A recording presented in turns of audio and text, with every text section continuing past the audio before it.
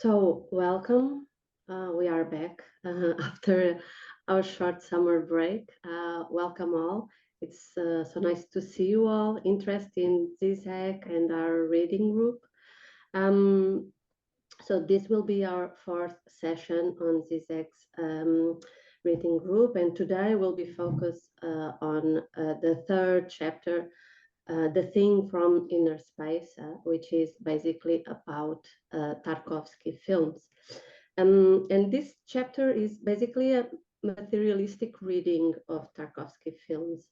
I didn't found it perfect, but I found there some great ideas regarding a possible perspective of reading Tarkovsky films. Beyond the normal ideological way of seeing his films. Um, as you know, Zizek starts with a distinction, an important distinction between the thing and the void. It distincts the Solaris from Stalker. It is very clear in that kind of distinction. And Lucas will also say something about this, and the difference between the thing and the void. But what I found more interesting was the way we can connect and link this chapter with the first one on Kieślowski. Of course, both film directors are analyzed through this cinematic materialism, and both filmmakers are normally seen as very spiritual, religious filmmakers. And what I find interesting is the way that Zizek goes beyond this reading, which is obviously also possible, and it goes to what interesting most is the formal style or the formal expression of showing this kind of dimension of spiritual or religious dimension. And if the idea is that both Tarkovsky and Kieślowski, they share this spiritual religious dimension, we can find it, of course, in many different elements. We saw the mysterious forces of the cosmic coincidence, of chance, of sacrifice, and so on. But what Zizek wants to focus is that in Tarkovsky, we find this kind of exploring a proto-reality or a pre-narrative element. And for him, this proto-reality is time. The pressure of time is the real, as he says. And another aspect that I also enjoy very much was the way that he analyzes the characters and the characters' connection with the earth. Because as he says, this has a very significant consequence, this difference from a spiritual dimension to a materialistic way of seeing cinema. And in particular, we can see this when characters don't pray looking up, but looking down. I found these lines very interesting, and it's related to the body and the contact of the body with the earth, with water, and so on, of a body that also shows these signs of decay. So I found that paragraphs very clear, and I will just quote this paragraph, which I found really clear and perfect. It's a paragraph almost in the end of the chapter, and starts with this inert insistence of time as real. And I will read it.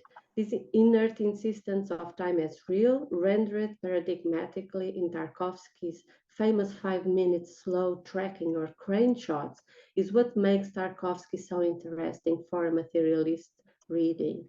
Without this inner texture, he would be just another Russian religious obscurantist. There is to say, in our standard ideological tradition, the approach to spirit is perceived as elevation. But in contrast to this, the ultimate Tarkovskian spiritual experience takes place when the subject is lying stretched out on the earth's surface, half submerged in stale water. And Tarkovsky's heroes do not pray on their knees with their heads turned upwards towards heaven. Instead, they listen intensely to the silent palpitation of the humid earth. And so this was some only two notes just to introduce you to this reading group. I know that Lucas does not agree with me in many of our understanding of Žižek's concept of Tarkovsky, but maybe you can join and say some words, especially regarding that distinction of the thing and the void. Lucas. Hello, thank you, Susana. Just before giving the speech to Sophia that prepared a presentation about Solaris, I just wanted to introduce, after what Susana said, we talked a little about the chapter yesterday to prepare here and to organize. And after reading the chapter, I think that really Žižek doesn't like Tarkovsky that much. There's a difference between the content of the narratives of the récit that I think that he doesn't actually like, and that is actually saved by the formal aspect of Tarkovsky's cinema. So in the French edition, I underlined that it is in page 197. He's gonna say that Tarkovsky is gonna work in a Jungian way, and he's gonna say that Tarkovsky actually doesn't want to elaborate on the phantom, on the ghost. He doesn't do the analytical process of elaborating on the ghost and in a way facing the void. So this is interesting because if we connect to the first chapter, that is a chapter that we are elaborating the phantom, this is structure of the fiction. It is as if Žižek, I don't know, changes a little bit his view. And I know that we are working with his essays. So maybe the Tarkovskian essay appears before or after his production of the Lacrimae Rerum concept. But especially in the first chapter, he's going to say that the Lacrimae Rerum is the opposite of the elaboration of psychoanalysis. So when you go to psychoanalysis, you have to make this crossing of the phantom. So you have to understand the fiction that you elaborate, facing the void, so you can really confront the void. And he's going to say that Tarkovsky avoids this. And he's going to even say that Tarkovsky works as the worst Hollywoodian producer, trying to make a love story instead of like confronting the lack. And so I think he doesn't like Solaris, but he likes a little bit more the Stalker, especially when he's going to talk about the zone. So the zone as being the lack, the void, something that you have to face in order to desire. So desire comes from this lack of something. And then we are talking about the real and the symbolic. The real as this thing that is the lack of the one, of the sexual one, of the harmonious sexual relationship. Disse-me que não estava a detectar a câmera há bocado dele. So okay, sorry. I thought you were about to say something, Sophia. But so I'm sorry. No, it's fine.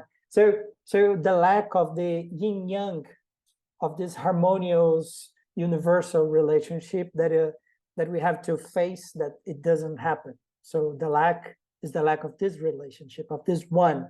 So we built narratives and fictions to deal with this. We need this to live in society. That's the first chapter. And he's going to say that Solaris operates that way, especially in the end of Solaris. That is the change from the book. because in the end of Solaris, in the film, the main character is going to live inside of the ocean of Solaris. He's not going to go back to Earth or face the ocean. And in the book, Žižek says that the main character faces the ocean and has to deal with this radical alterity that is the ocean of Solaris. And this radical alterity, we can say it is the unconscious. It is knowing that is this big other, and having this big other, there's no one that we can be with it. And he's going to say in the same page, that is page 197, that there's the other scientist, that the other scientist is gonna make the big mother. So I think this big mother, in a way, it is the saturation of the symbolic, in a way that it goes to the delirium, because he's gonna die there. So it goes to the real in such a hard way that he's not gonna survive. And the other character, he's gonna live inside of the islands of Solaris. He's gonna live with the phantom, with the phantom. So that's just my introductions and trying to connect with the first chapter, because I really think that there is this connection there with the Lacrimae Rerum, with the difference between the real and the symbolic. Hello, everyone. Thank you for your time. So I just prepared something about Solaris. Actually, it's not, there is also the mirror and nostalgia. So I try to cross the three movies about slightly a detail that I saw related to the concept of Lacan, the real concept of Lacan. I mean, the Lacanian concept of real. That's better. So I'm gonna read for you guys. Also I can show you the scene, but it's this moment where the scientists say to the another one, to the other scientist, that science is nonsense. So since I didn't find the movie with a legend in English, but in Spanish, I'm gonna put the translation in English here, because I don't know if everyone can understand Spanish. So I'll put it on the chat and then I'll show you the movie.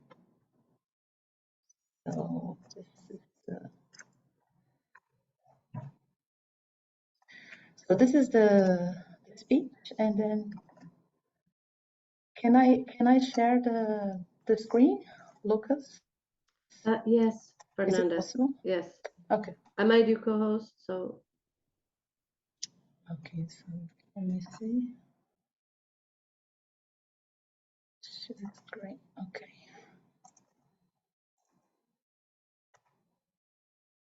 And then I'll do my comment about it. Okay. So are you guys seeing the image? Yes? Not yet. Oh yeah, now I can see. No? Okay. It's just some seconds. So this is the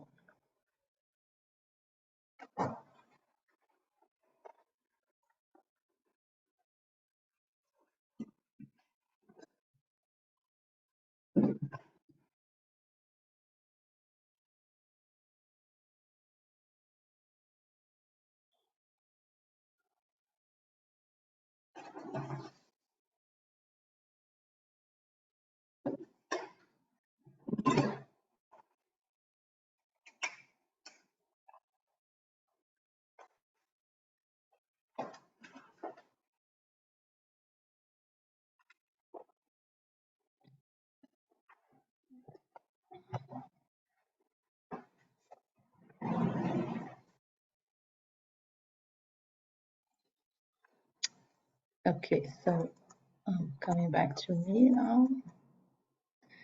So I was reading this passage when listening, actually, where the scientist says, in this situation, both mediocrity and genius are equally helpless.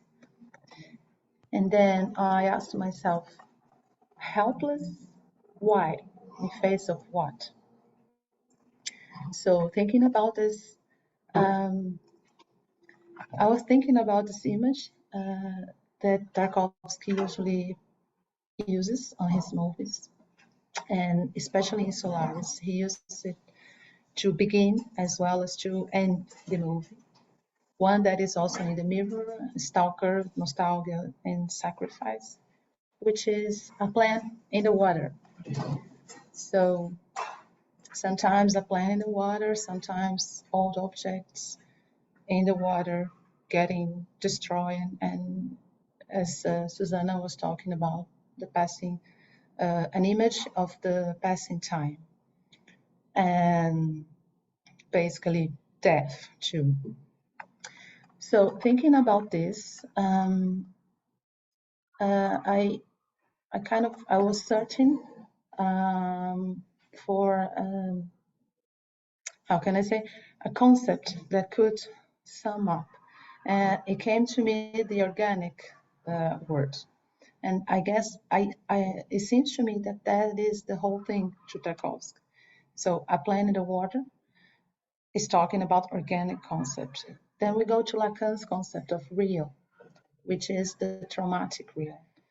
So Lacan calls the real as traumatic, identify the real as traumatic, because it is the unknown or the unspeakable or the impossible thing to reach. Its top side, its ultimately essence is this organic side of experience, meaning aging, illness, death, in one word, disintegration. So he's talking about materiality of life, Tarkovsky, I guess. With this expiring date, which escapes from us completely. So that is why for Lacan is a traumatic real. So this anguish is, I don't know if there's a better word for this. Lucas, maybe you know, for angustia. Is it anguish in English? Can you say I that? think it's translated as anxiety. Anxiety, yeah. Angoisse. Langoisse, yeah. So I think this is the anguish, the materiality of our life, our condemned existence because it's material. So the organic images bring also the idea of time. As I said, time passing, all things in deep water, not only plants, but things molding, rotting, disintegrating, but always with the idea that it is disintegrating through time. So that's maybe what is helpless on the scientist's speech, because that's why we need a mirror, he says, not other words, because due to this unconditional time expiration or our expiring time of our lives. So I'm talking about finitude, mortality. So we can see this on the last scene of the mirror as well. I'll put this for you guys to see, but let me see. I'll talk about it and then I'll show you guys. So there's this pregnant lady lying on the ground, surrounded by organic nature, and she is asked whether she prefers it to be a boy or a girl. And then comes this long take, this Tarkovskian take of the environment around, which is in the country, so land, trees, animals, and the lady who was experiencing suffering, war reality, misery. She has this strange look of mixed feelings, kind of crying, kind of laughing, hesitating, but also kind of ironic face. And the movie ends, like as if she said, after all that, what difference does it make? So to me, it sounded, or if it looked, the same idea of the scientist idea in Solaris, the scientist in Solaris idea of helpless. So this is helpless. This was the word that moved me, and I think it repeats in the mirror, which is, I'm gonna show you. this piece of the movie. Fernanda, sorry. Yes. Could you please also share the sound of the video? Because Okay. last time we didn't share, so we couldn't hear the dialogue. Please. Okay. Let me see, how can I do this? I thought it was automatic, isn't it? Let me see. Gonna need some help here. Make it fast. You have to go to your Zoom definitions. I think it's in the upper barrel.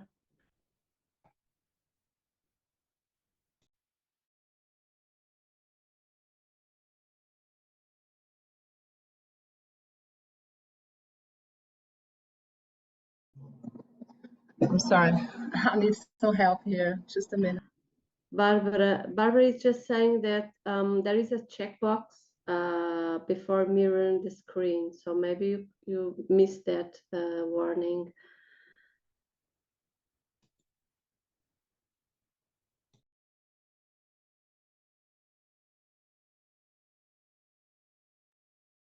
Fernanda, I think you need to get out of the screen mirroring and put it again once more, and it will show before making the mirroring, it will show you enable it to video, audio, visual screening. There's a little square on the bottom where you can check that, and then we will hear the sound of your computer.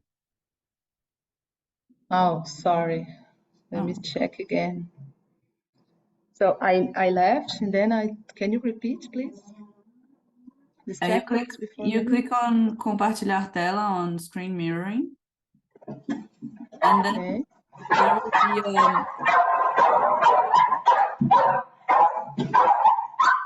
okay, share sound. I'm so sorry. yes, there you go. Okay, thank you for working, guys. So can you see it now? Yes, I guess. Okay.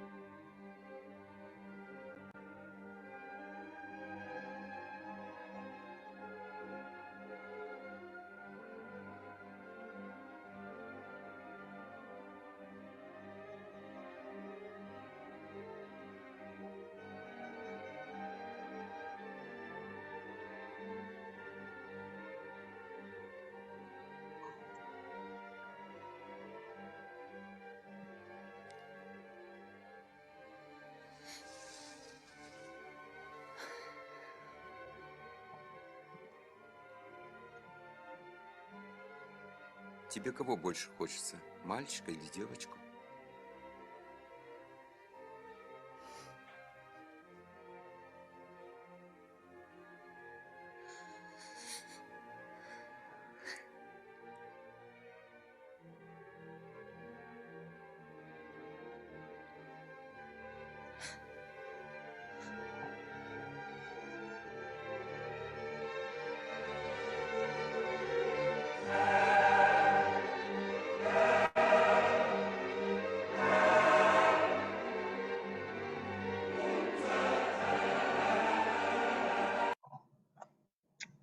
Okay, so that was it. I think it's, oh, sorry. Okay. I think this is a very, put it back. This is a very touching moment because her face, she does not say anything, but she says so much. Her silence is kind of reminds me of the unspeakable of the real, as per Lacan. So I think this is her answer is a no answer, And I think that's brilliant, because Tarkovsky makes through her anguish the perfect image of the real in Lacanian sense, the traumatic real, in the sense of the unspeakable or the untouchable. I can't find the word, but it's all about this life and death combination. And then he shows the country side, to the country view, like crossing with the plant in the water, this baby to born, life and death. This is our organic reality. So I think he's talking about this, or the tragedy of being organic. So that's what I had to share with you guys. Thank you. Thank you, Fernanda. Thank you so much. Yes, I was the silence of the woman in this film clearly remind us as an echo of in Kieślowski, the silence of Julie when she knows about the death of her family. That's the impossibility of a connection to real. I think that they are very similar, that kind of sense. Don't know if you agree with this, but it's the same intensity, temporal intensity that is unbearable for the character in this case. I think that this is a very good dialogue between Kieślowski, as I was saying at the beginning of our session.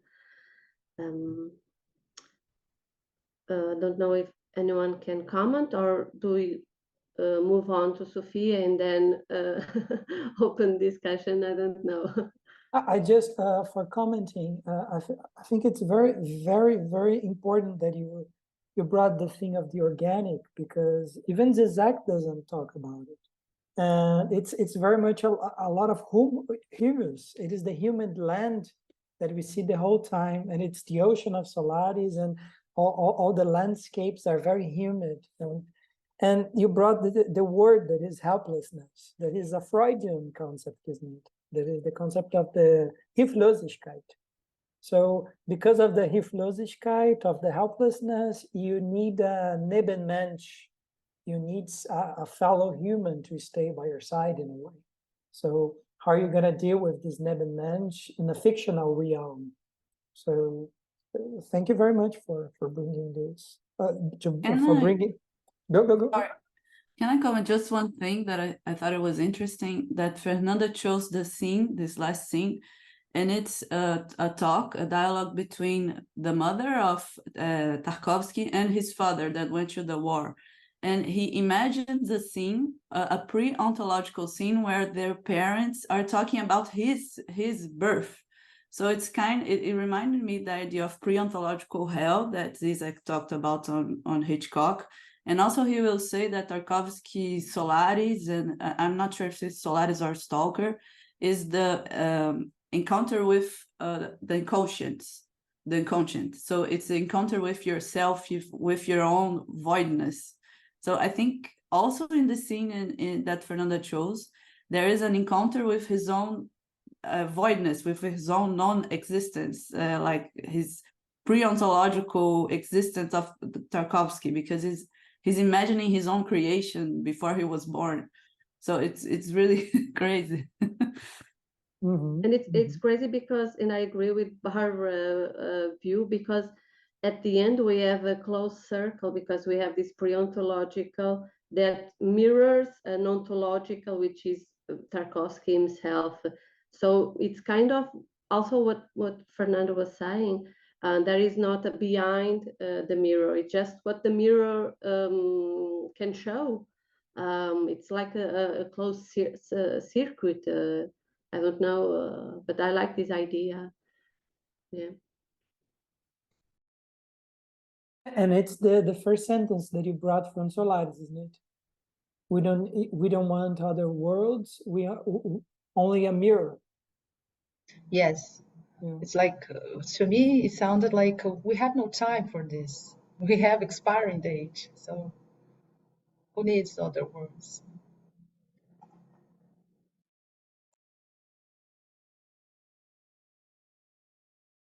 But that's a problem in a way, because then you can get to narcissism, and you get to the psychology of the eye, so you don't escape this. Because we the also word need other words. yes, and the word mirror talks about the narcissism same way, right? The mirror. It's interesting. Excuse me, I'm not sure about what the protocols are when we want to talk, so I raised my hand and I wrote something on the chat, but I assume I may just start talking. Is it okay? Okay. Well, when Fernanda showed the first cut of the movie, I immediately was reminded of a very important short story by Machado de Assis, which is called exactly The Mirror, O Espelho. And in this story, there are 5 or 4 men, adult men, that are talking in a bar, and then one of them says that he believes man has 2 souls, one that looks outside and the other that looks inside.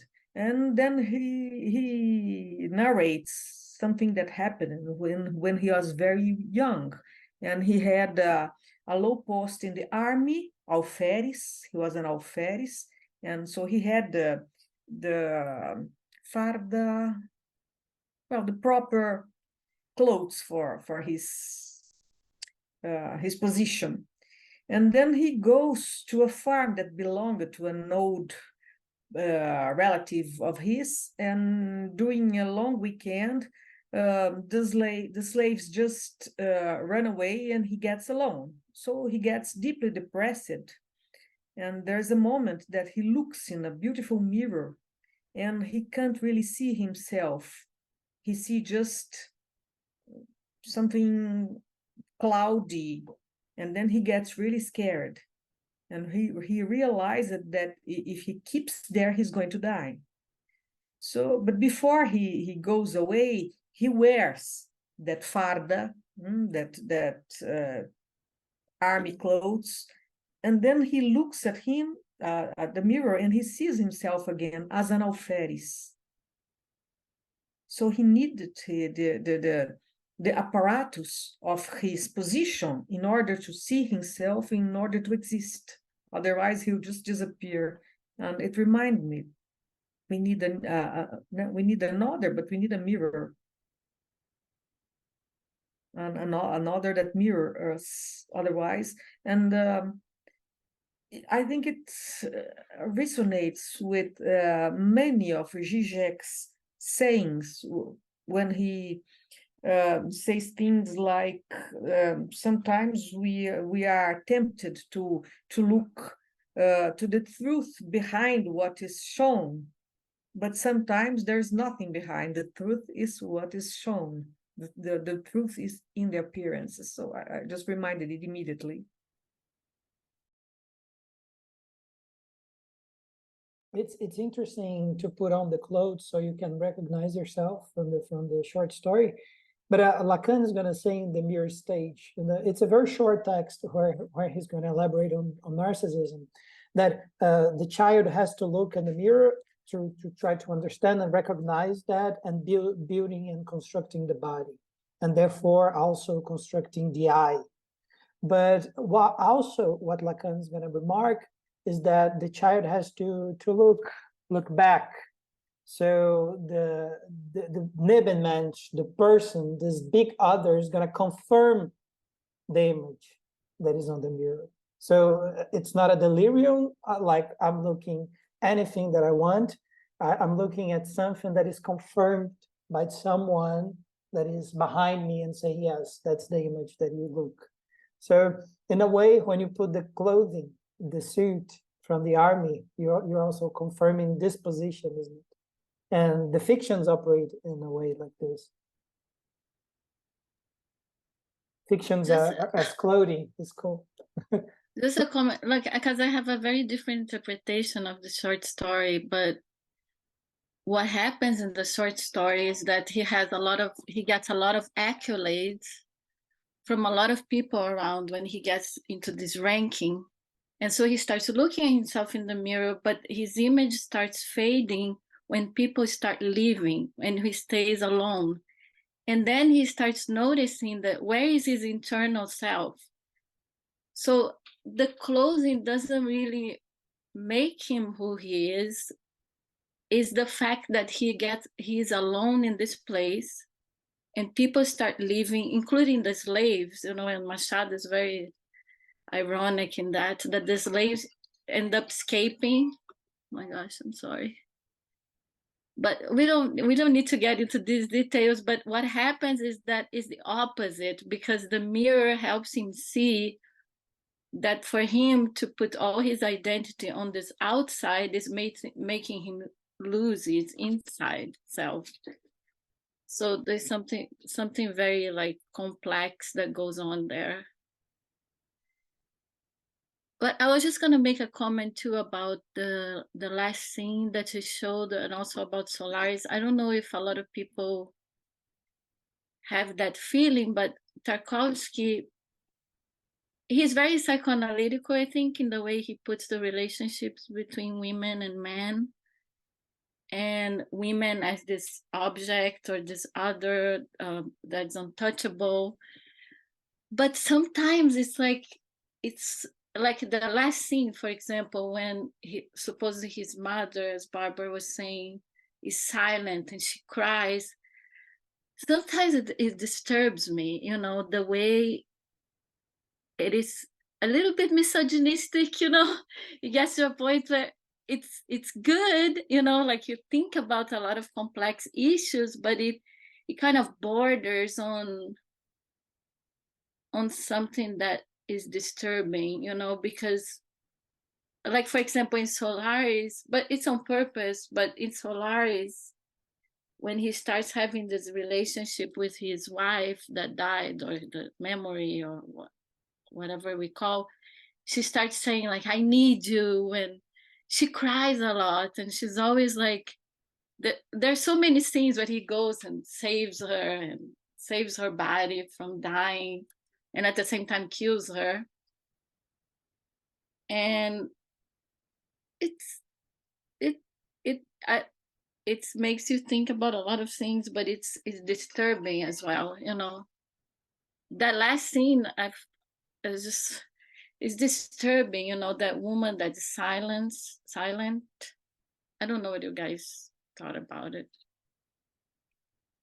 But I think that Žižek says that in a way in the book, that Yes.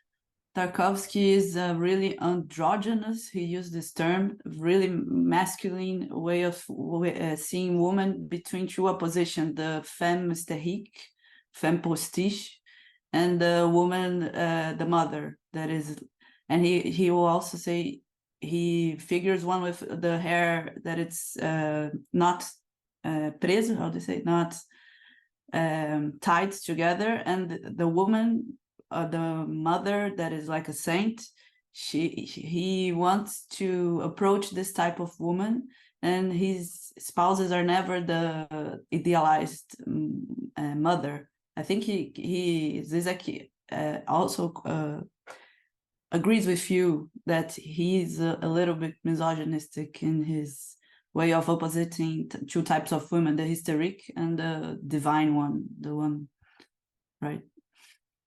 Evie said here, androcentric on the chat. Yeah, and about the short story, well, I see it in a different way, which of course the text allows both interpretations. But I think, to me, when the older men talk, it seems that they are at ease with the fact that they don't have an inner identity. Their identity is made out of things they put over themselves. And I think that's the interesting part. But the men, they're not part of the story, because the story is told by this other man from a lower ranking who actually says, I don't want you guys to give me any opinions about what I'm gonna tell you. And so he's kind of in opposition to the man they're talking, in the story. Also because he's from a lower social class, even from those men. And I think Machado does that on purpose. He always does, separate of the social class. Sure, but I think it makes sense if we think of a Lacanian reading, that it might be read as a kind of metaphor of the fact that the subject is built over a lack, over the castration, an identity. But the close doesn't. Oh, I know you were silent. Yeah. But we would have to read together. Yeah, it will be interesting. Yeah. But it's good. It's good. It's a good way of thinking. I remember when I was reading Annie Carson's autobiography of Red, and I was discussing this with Isabel, and the main character, when he goes to Argentina, he's always putting on his trench coat, and and Isabel said, oh, maybe he is psychotic because he's always putting the trench coat and holding it tight. So you need something to frame yourself, and the clothes in a way frame. So you need this kind of like neurotic frame of fiction and a job and a place in society to put yourself together. And it's interesting to think the clothing as a metaphor for that. But I mean, that's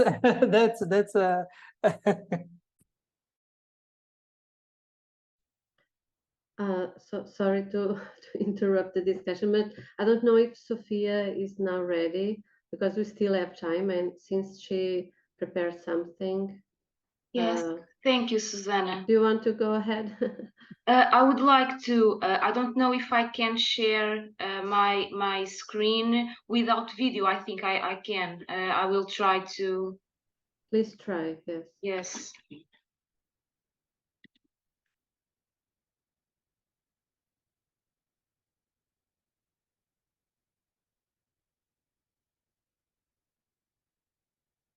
Can you see it?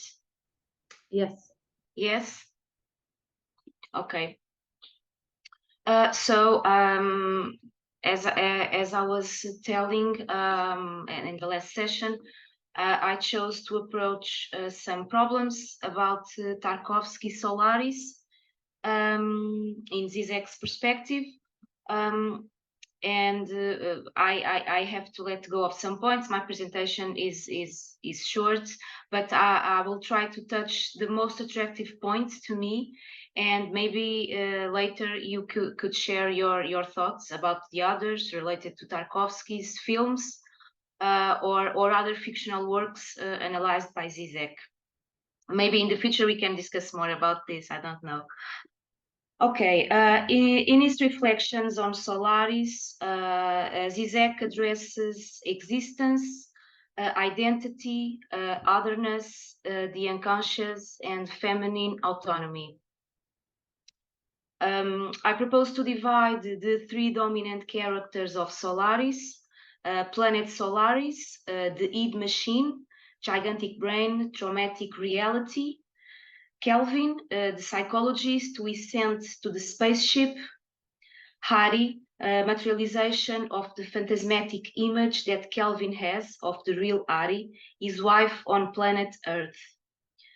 Žižek starts to explain how he sees this thing he associates to a need machine, an aspect of our being that we project into the world, a process that brings our hidden desires into tangible existence. Hari, a fragile spectre, lacks an inherent identity of her own. Instead, she assumes the role of the real, an unceasing presence that persistently reasserts herself and returns to her origin. Hari herself realizes that her existence is dependent on being the dream of someone else, and that she, in her own right, holds no significance. Harry image will never grasp the complete formation of a subjective moral framework identical to her own and fully established. A deceptive sense of independence is attributed to her as though it operates within a patriarchy foundation.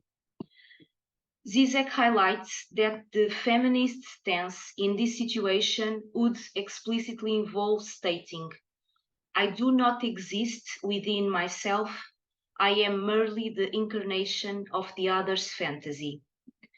As Žižek points out, and I quote, the paradox is that the more the woman is denigrated, reduced to an inconsistent and insubstantial composite of semblances around a void, the more she threatens the firm male substantial self-identity.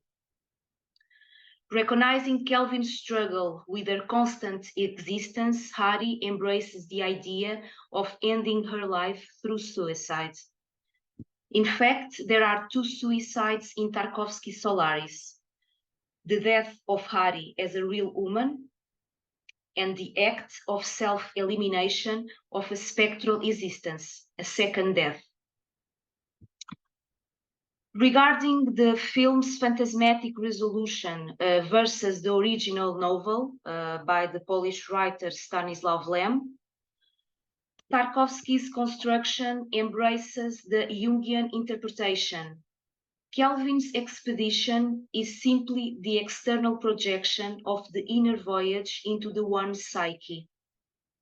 The film concludes by blending the sense of otherness into which the protagonist is thrust, the turbulent surface of Solaris, with the object of his wistful longing, the home he hopes to revisit, the lost hope of his deepest desire. But Žižek rejects the Jungian theory. Solaris doesn't mean a simple projection, a tangible representation of the subject's denied internal drives. For this projection to occur, the inscrutable other thing must already be present. And this is the focus of the novel of Stanisław Lem. The presence of this thing which thinks, Kant's expression, this impenetrable other, the Solaris thing, the thing in itself. Remembering Lacan, the unconscious is discourse of the other. So in a way, our desire is never truly our own. The Solaris thing is more ourselves than the unconscious because it is an otherness which directly is ourselves. The essential here lies in the opposition between the symbolic order and the thinking entity. The big other is the order of symbolic rules that allows communication. Differently, the Solaris thing, this thinking entity, causes the collapse of the symbolic into the real. I close with a quote from Žižek and a little curiosity. The quote is this one. Solaris is a machine that generates, materializes in reality itself, my ultimate phantasmatic objectal supplement partner that I would never be ready to accept in reality, although my entire psychic life turns around it. Meanwhile, I found the little curiosity is this one. I will try to open this video. Is a brief moment I shot in Sete Lagoas, Jerez, in August, which reminded me the film plants moving gracefully through a flowing stream of water. I hope you can see it.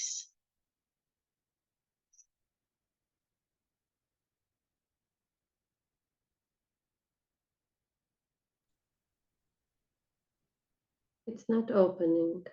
It's not opening? No. I will try again, sorry.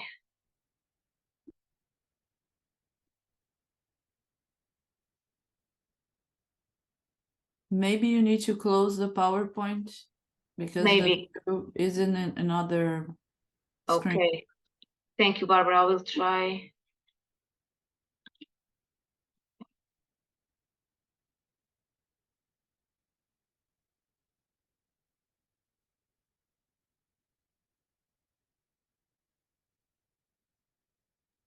or start the screening again. Okay. And now you select the video, not the PowerPoint.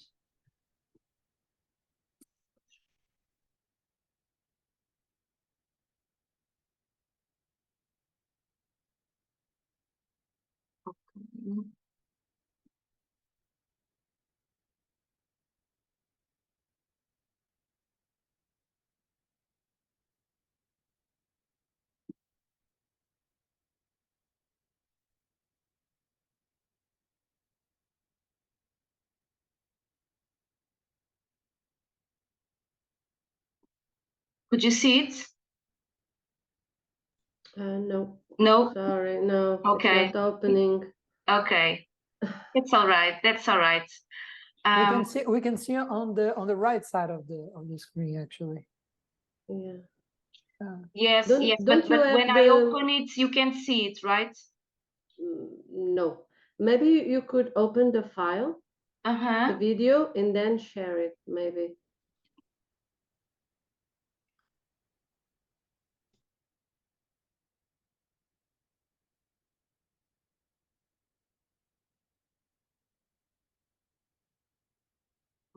I think I can. Okay, that's all right.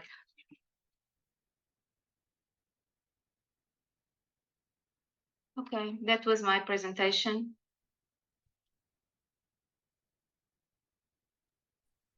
Thank you a lot. Do you guys want to comment? Thank you.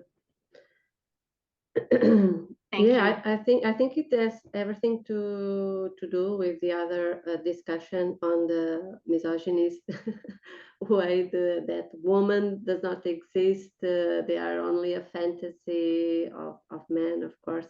And because of that, as Sophia was saying, these ridiculous attempts to suicide, she can't suicide because she's just a fantasy. She does not have any existence. So that's the tragic the tragic of the story. But I think we have someone else because we are running out of time. I think someone else would like to say something today, right, Lucas? I think it was Avi, wasn't it? Or I'm mistaken? You said you would prepare, or no? No. Sorry, let me unmute. Yeah, I did say you're right. I haven't, and I haven't forgotten. It's just a very informal, like, presentation. I don't know if we have time for it. Do we have any time? I don't know. I mean, no, yeah. please, go ahead. It's just about nostalgia, really. I tried to catch up with the previous presentations by listening to them on YouTube because I had missed the first two. That was really interesting for me. Yeah, well, the thing is, I'm not sure because I didn't realize that you upload them to YouTube, so I'm not sure what the copyright is. Like, if I have images to show, is that breaking some kind of copyright? Like, if I have film stills, is that going to be a problem? I'm not going to be prosecuted down the line. No, we are using for education. Okay, then that's all right. Yeah, because it's always a bit tricky. So well, I'm approaching it. I mean, obviously, I have a great interest in Lacanian psychoanalysis, and I enjoy Žižek very much. But I have also some. I think Susana covered me a little bit. I have some major disagreements both with Lacan and Žižek. However, I have to admit that they're very compelling theorists and very productive of conversation and talk, even if not more so when you disagree with them. So I was very interested when I read the Kieślowski. This book, for some reason, I only was able to get it in French years ago when I did a paper on Kieślowski's The Double Life of Véronique in 2008. And I could never find the English apparently original, so I only have the French edition. I think Lucas had mentioned something about these multiple versions, which I didn't know actually have significant differences, and I'm intrigued. So I'm relying on the French, in fact, edition of Lacrimae Rerum. And I was intrigued when I read the Tarkovsky again very recently after so many years that he talks about nostalgia, which is great. And I was fascinated by the things that Žižek decides to talk about.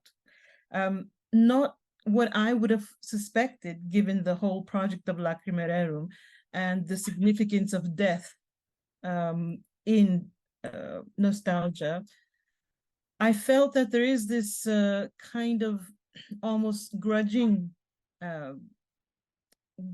admiration of Tarkovsky. I think he has a problem with maybe the kind of Russian background.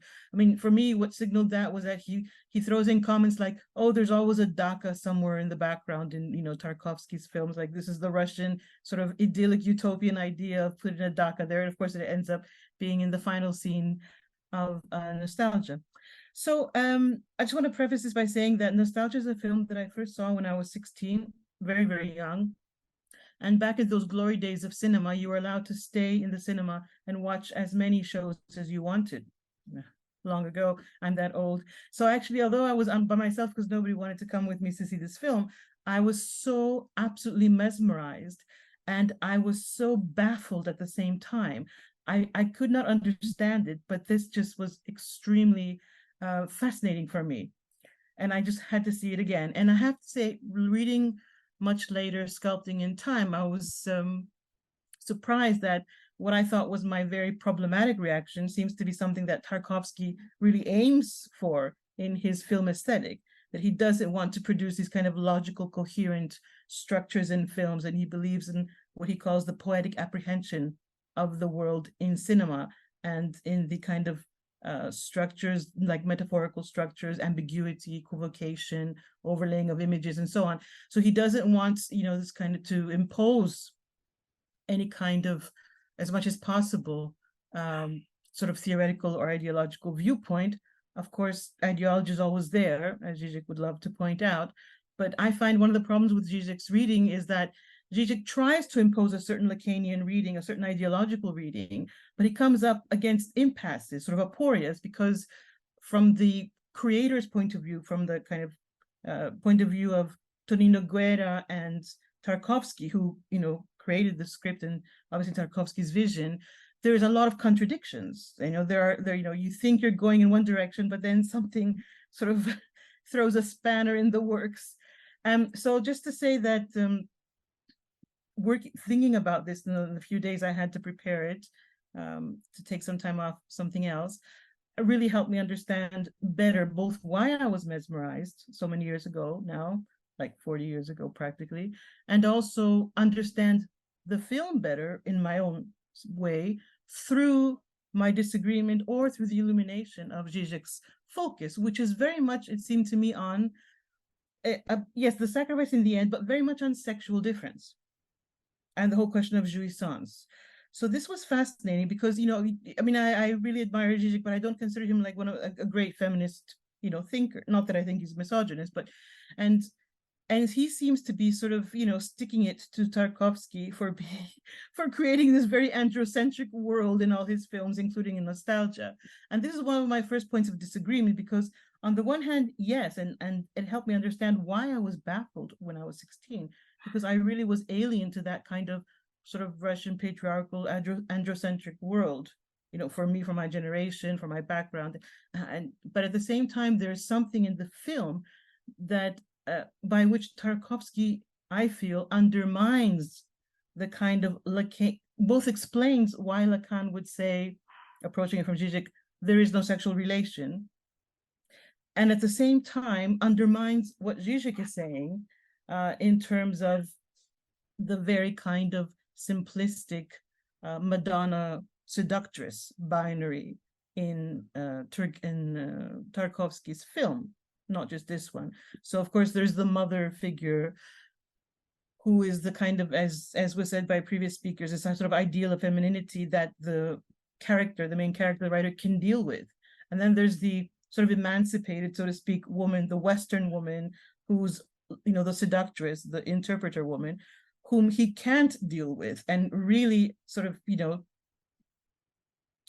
tries the limits of his patience. And of course, what she wants and what she sees is completely incomprehensible, as well as extremely irritating for him. So there is, I mean, the way that Žižek talks about it, he says that, you know, there are two kinds of women, and paradoxically, the kind of woman who depends so much more on the male is actually the one who undermines patriarchy, whereas the woman who knows what she wants, who sort of finds a self-fulfillment is the one who's a supporter of patriarchy. And he doesn't get into that very much, but I think what he's thinking of is also these, the scene in the early part of the film where Eugenia goes with Andre to the monastery to see the frescoes, and he decides not to go in, and she goes, and there are all these very religious, devout women with like a kerchief on their heads, and they're praying to the Madonna. And the sacristan comes up to her and starts this interesting dialogue with her, fascinating. And he assumes that, like all women, she wants a child because that's what all women have come to pray to the Madonna for. And she says, well, no, I don't want a baby, actually. And there's this very fascinating conversation between them. And the other thing is that she refuses to kneel. It was pointed out that when I think Susana talked about how people pray in Tarkovsky. But this refusal to kneel, as well as this kind of sort of demand for the legitimation of her own feeble subjectivity, not to be defined only by motherhood, is the space that Tarkovsky, as I see it, gives to women to be different and to speak for a different kind of female position, even if the main male character is sort of oblivious to whatever she is or wants and so on. So I felt that, Tarkovsky is not it's a man's world, to quote the song. This is a man's world, very much so. But I don't see how that Tarkovsky, from my viewing of it in the last week, necessarily espouses or promotes this, because otherwise he would not give this early scene and he wouldn't allow for the woman's perspective. And, I began to see this kind of interesting, it is very much a male-centered, film, which is why there's no space for this woman to exist and she walks off. And they seem to take up these interesting positions to deal with the void, which is what I see in the reel. For the female subject, the void is basically the lack of a fulfilling romantic relationship. This would be the big, she wants him to be that big other for her, and also to stand in. And those religious women want the baby as a displacement, I think, of that lack of the romantic relation with a man. But the male perspective, the writer, and I would even say Domenico, who's considered to be a madman, are in an entirely different ideological universe, in which the big other for them has to do with God, or the meaning of the world, or the meaning of art, or the purpose of art, or the purpose of the world, which is not at all linked to any woman whatsoever. Although, again, I think this is undermined because of that final scene and the interspersed scenes where he's remembering his mother. So in some ways, for the writer, the mother is the big other, but this seems to be split because it's also Domenico. Domenico is also someone he identifies with, and there's that wonderful moment towards the end where he's opening a wardrobe that has a mirror in front, and he sees, so the imaginary seeing, rather the imaginary comes in here. Instead of seeing his own reflection, he sees Domenico. So, and of course, then there's the whole thing with how do these two male protagonists deal with the void? How do they deal with the lack of meaning? And here's where I think what Žižek is saying is very interesting in terms of sacrifice. Although, again, I think it's a very unfinished discussion that Žižek gives us. I agree with him that, yes, the sacrifice seems to be sort of futile and almost ridiculous and is undermined in the film because we have the mime who mimics the burning man, who has, in a very theatrical way, performed a self-immolation, an auto da fe, as a protest, and also as an attempt to create meaning. And so Žižek starts this interesting conversation just at the end. And he says, well, it has to do with the impossibility of, this is like the very last few lines, the impossibility of jouissance, and it's all from the superego. It's the superego which is demanding this sacrifice. The surmoi, which is demanding the sacrifice. And that reminded me of that famous, line in Lacan where the subject is in a place, this is sort of quoting from memory, so pardon me the errors. The subject is in a place where the voice, I think it's of the other, says to him, jouis, enjoy, like have pleasure. And all he can say is je apostrophe oui, I hear you. And this wonderful contradiction in, you know, the construction of subjectivity, for me, it's almost uncanny how Tarkovsky achieves it, because the way that Domenico has orchestrated his self-sacrifice as a protest or to save the world or whatever, to fill the void, is he wants, as a musical background, he wants the famous Beethoven Symphony of the Ode to Joy, which is like, you know, the musical soundtrack to Jouissance, while he is on fire and dying. It's an insane contradiction, it seems to be. You know, is this something we can read as the contradiction, or is it an attempt to actually create to bring these two together, the superego in the place of the id, you know, to kind of an impossible, of course, meeting. So that opens up a lot of interesting things for me. But I had a whole slideshow, but I'm probably not going to show it. But then the whole thing with the main thing that I think is fascinating with nostalgia, and I think for me, it's the quintessential moment of Lacrimae Rerum, and this is why I was a bit disappointed by Žižek's reading, is that throughout this, he is like this Aeneas figure, the writer, who's in exile and kind of, again, uncannily, this is a position Tarkovsky found himself in later. He goes around and everything he sees is ruined. It's like a echo of the Romantic Sublime. You know, the ruins of the abbeys, like Tintern Abbey. He sees ruins, he sees abandoned villages, medieval villages, you know, all these vestiges of the medieval world, which is, of course, okay, a theocratic world, but it also points to loss and, you know, the loss of personal history, the losses in history. So a bit like Aeneas the Exile in Wanderer, where he says, you know, he's visiting some places, he says, I see all around me the tears of things. And the way I read the Lacrimae Rerum, and with the genitive attached through the Latin and in the Greek translation, is that, you know, things that we see make us cry. So the tears are the tears for things, especially for things that are lost, the lost object, which is, you know, the condition of the melancholic. And what Tarkovsky does is he creates this mood, which is just brimming with all the images that, and the colors, the kind of the somberness, the chiaroscuro, the black and white, which create this overwhelming sense of melancholy and loss. So I don't know how, I mean, I expected him to talk about that in relation to the real, in relation to the void, in relation to what is the nostalgia, a nostalgia for? Is it like in Domenico, is it a nostalgia for a lost kind of form of community or society? Because we're all sort of, you know, going straight to self-catastrophe, really, like a kind of almost, in fact, it was quite topical, like an ecological prophecy.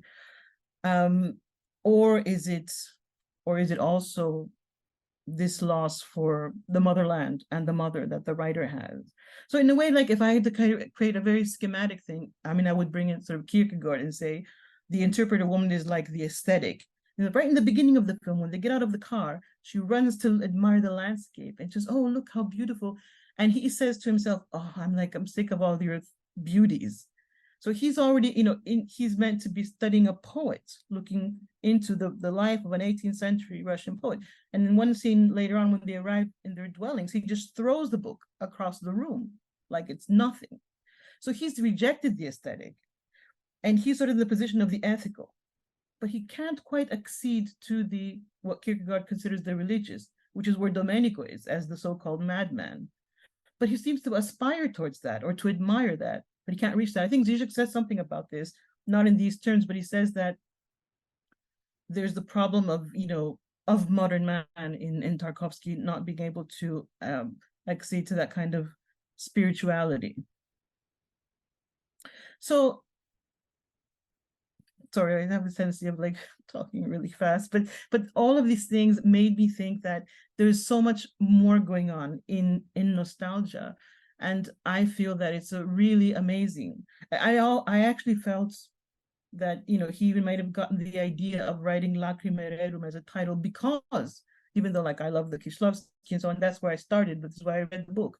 But it's as if he, again, you know, I'm just speculating, he didn't want to give Tarkovsky that pleasure of having been, you know, the originator of this idea of Lacrimae, Rerum, you know, the wandering exile, which is what the writer is. And yeah, I mean, there's so much more going on with the end of the world there and so on, with, you know, the Domenico's closing up his family. And a lot of Memento Mori images that I love, like these close-ups, which I couldn't find a still for, of this broken doll with really dark eyes and like dead moments of death, which is probably from the house where Domenico had his family locked up for 7 years. And his one of his youngest child didn't know what the world was like probably until they were let out. So, and then of course there's the nosebleed. There's a lot of moments of death. I mean, sort of death is everywhere almost. Yeah, so actually I'll stop there. But I have to say I'm really grateful to have found out about your group, because I wasn't going to go back. I mean, I just, in my mind there was this moment of like, why was I so absolutely bewitched by this film, and when I couldn't understand it, you know, and if I didn't have to go back to looking at it again from a perspective of like, oh my God, I have to say something about this film now, like what am I going to say apart from my fascination, I wouldn't have engaged with Žižek as much. So yeah, thank you. Oh, that was brilliant. Thank you a lot. Listening to you and working with the, sorry not to share my slides, but another time. No, but like listening to you and thinking about the signifier, loss and loss. So how can we operate in the symbolic, dealing with the loss of accepting the loss? So it comes to mind here, isn't it? And in the end, I think when we are talking about the Das Ding, we are talking about castration, isn't it? What falls, the laws of gravity. Lacan's going to say in Seminar 20 that it's not actually Copernicus that's going to make the revolution because of the Earth and the Sun. It's going to be, who's going to make the revolution is the theory of gravity, because it's going to say that something may fall. So we have to fall. And every time we're talking about loss, we're talking about loss and how these characters are going to deal with this. I think that Žižek doesn't like the Tarkovsky's characters. It's pretty much because he's not a clinician. He doesn't practice it. He's pretty much in the theory. So you approach the film in a way like, let's listen to the characters instead of like using theory there to explain something or in order to say something about something else. You listen to the guys there. You listen to their sufferings in a way. And of course, there's a nostalgia thing, but they seem very much obsessive, man. If you're gonna use the Lacanian structures, they are obsessive. And there's a psychoanalyst from Rio de Janeiro. There's a very good Lacanian that he's called Luciano Elia, and he's gonna say that the only mental illness that exists is obsessive neurosis. So that's the one that's gonna make you suffer the most. The others are gonna really face desire or try to manage a way of dealing with desire. And the obsessive, they're gonna refuse. So they're gonna refuse in a way, maybe beauty or something else. But anyway, that's just my comment on your presentation. Thank you very much. Susana or anyone else want to talk? I just want to thank her because it was an amazing analysis, and thank you for bringing nostalgia, and all these multitude of interpretations are just great. And I'm really happy that we have these different perspectives and very strong opinions on female characters, because next session will be about David Lynch, which of course will bring this discussion again, I think. So it will be nice and I can't wait to see what happens in the next session. But maybe at this time we need to close. I'm sorry, I don't know if you agree, but if someone want to share some ideas, we still have a minute or two, but maybe we could talk about the next date in October. right? Because we are thinking on the 3rd or the 5th of October, Tuesday or Thursday. Which one would you prefer? Or is it indifferent? Yeah. Well, I'm terribly sorry, but from 2 to 6 October, I'll be in a congress in Niterói, so I don't think I'll be able to be here. But if the date is good for everybody, I'll have to pass. I don't But know. it's the last one. You were with us since the Yeah. beginning. You have to be present.